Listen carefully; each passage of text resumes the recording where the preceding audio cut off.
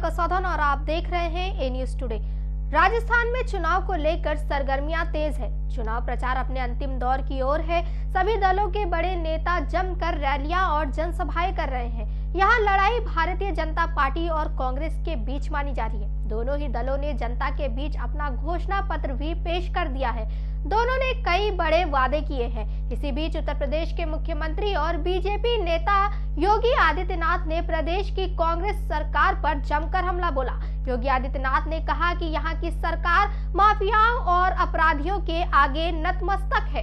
उन्होंने कहा कि राजस्थान में कांग्रेस के रूप में माफिया और अपराधी सरकार चला रहे हैं, यहाँ इन्हीं का राज है। उन्होंने कहा कि भारतीय जनता पार्टी तुष्टीकरण को समाप्त करेगी, आतंकवाद को समाप्त करेगी और यहाँ जनता की सरकार लाएगी। उन्होंने कहा कि यहाँ माफिया पनप रहे हैं, वे जमकर उत्पात मचा रहे हैं, लेकिन यूपी में इन्हीं माफियाओं की छाती पर बुलडोजर गरज रहा है। सीएम योगी की ये बात सुनकर सभा में आए लोगों ने खूब तालियां बजाई।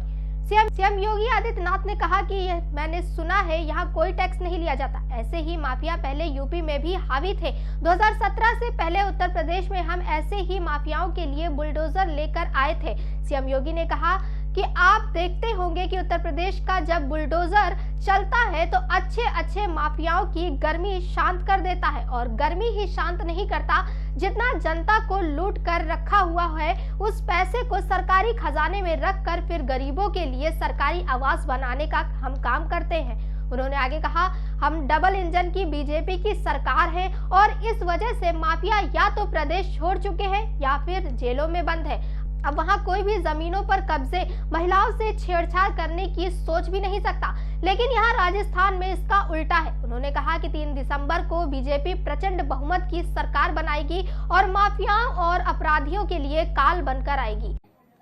आस्था का सम्मान बीजेपी करेगी, आतंकवाद को नेस्तनाबूद भारतीय जनता पार्टी करेगी, तुष्टीकरण की नीति को भी भारतीय जनता पार्टी ने समाप्त किया।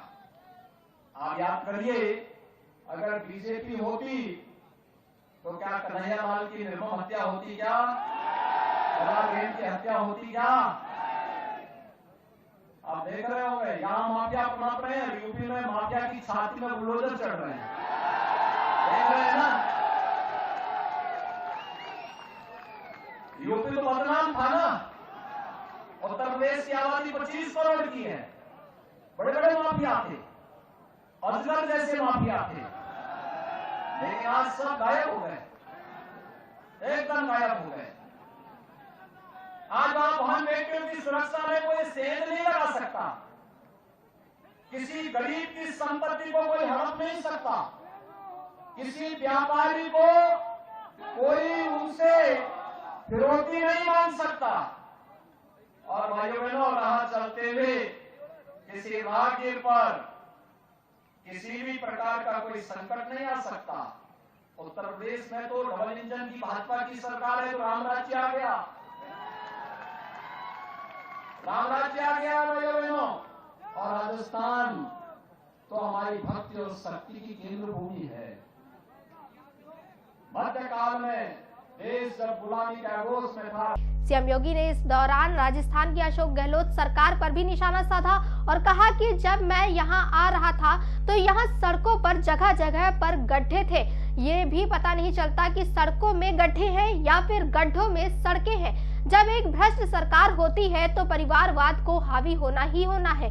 वहीं इससे पहले बुधवार को एक रैली को संबोधित करते हुए पीएम मोदी ने कांग्रेस पर जबरदस्त हमला बोला था। उन्होंने कहा कि कांग्रेस सरकार राजस्थान को उस दिशा में ले जा रही है जहां प्रदेश की संस्कृति और परंपरा ही खतरे में पड़ जाएगी।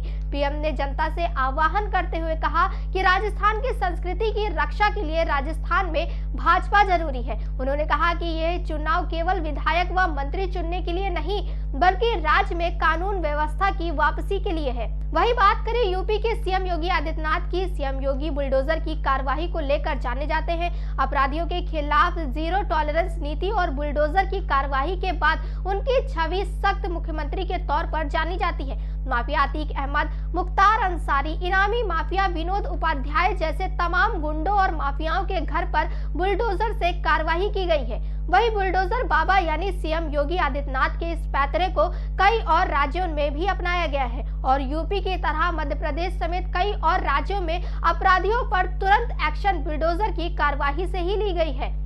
तमाम और बड़ी खबरों के लिए जुड़े रहिए ए न्यूज़ टुडे के साथ।